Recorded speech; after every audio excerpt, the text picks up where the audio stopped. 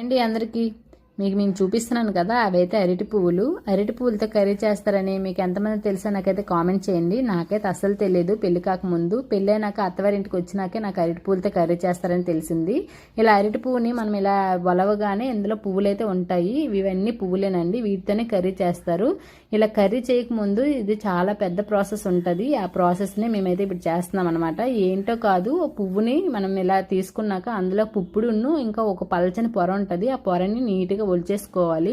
లేకపోతే మనం ఆ రెండు ఉంచి దంచుకున్నాము అని అంటే చేదొచ్చేస్తుంది కర్రీ అనమాట. అందుకోసం అయితే మేము అందరం నైట్ తినేసినాక నేను, మా అత్త, మా మరిది, మా లోహిత్ ఇంకా అందరం కూర్చొని ఇంకా వీటిని అలా మాట్లాడుకుంటూ ఒలిచేసుకుంటున్నాము. ఇలా నీట్గా వలవాలన్నమాట. ఇంకా 4 పువ్వులు అంటే చాలా టైం పట్టేస్తుంది. 9:30 వరకు ఒలిచేసుకున్నాము.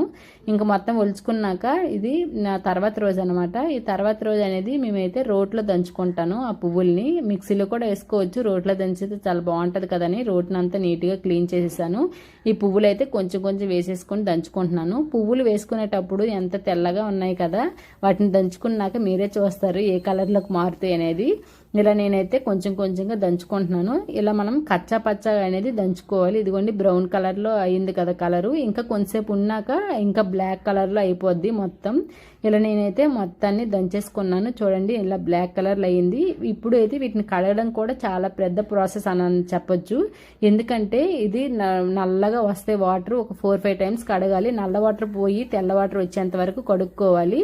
ఇంక ఇలా మొత్తం నీట్గా కడుక్కున్నాక నేనైతే ఇంకా కళాయి పెట్టేసుకొని అందులో కొంచెం ఆయిల్ వేసుకున్నాను. ఆయిల్లోనే జీలకర్ర ఇంకా ఆవాలు, దంచిన వెల్లుల్లి వేసుకున్నాను. ఆ వెల్లుల్లి కొంచెం వేగినాక ఇంకా ఆనియన్స్, పచ్చిమిర్చి ఇంకా కొంచెం కరివేపాకు వేసేసుకుంటున్నాను. వేసుకొని మొత్తం మనం నీట్గా ఫ్రై చేసేసుకోవాలి. ఇలా ఫ్రై అవుతున్నప్పుడే మనం దంచుకున్న పువ్వునంతా ఇలా విడివిడిగా వేసేసుకోవాలి. విడివిడిగానే వస్తుంది, ఫ్రై లాగా వస్తుంది అనమాట. ఇలా నేను వేసుకున్నాక తాలింపు అంతా కలిసేటట్లు కలుపుకున్నాను. ఇది ఇలా ఒట్టిది కాకుండా ఇందులో కొంచెం పెసరపప్పు వేసుకుంటే టేస్ట్ అయితే బాగుంటుంది. అందుకోసం అయితే నేనైతే ఒక 1 అవర్ ముందే పెసరపప్పు అనేది నానబెట్టుకున్నాను. ఇలా నానబెట్టుకున్న పెసరపప్పుని వేసేసి మొత్తం కలిపేసుకున్నాను. అందులో కొంచెం సాల్ట్ వేసేసుకొని ఒక 5 మినిట్స్ వరకు నేను మూత పెట్టి ఫ్రై అనేది చేసుకున్నాను. ఆ తర్వాత అందులో తగినంత కారం వేసుకున్నాక ఒక 10 మినిట్స్లో కర్రీ అయితే అయిపోయిన ఇక్కడైతే నేను మా అత్తమ్మకి టేస్ట్ కోసం ఇచ్చాను. మా అత్తమ్మ టేస్ట్ చూసి సాల్ట్ అయితే సరిపోలేదని చెప్పారు. ఇంక మళ్ళీ కొంచెం సాల్ట్ వేసేసుకొని మొత్తం కలిపేసుకున్నాను. ఈ కర్రీ అనేది హెల్త్కి అయితే చాలా చాలా మంచిదండి. మీరు కూడా ట్రై చేయండి. సరేనండి, అందరికీ బాయ్ బాయ్.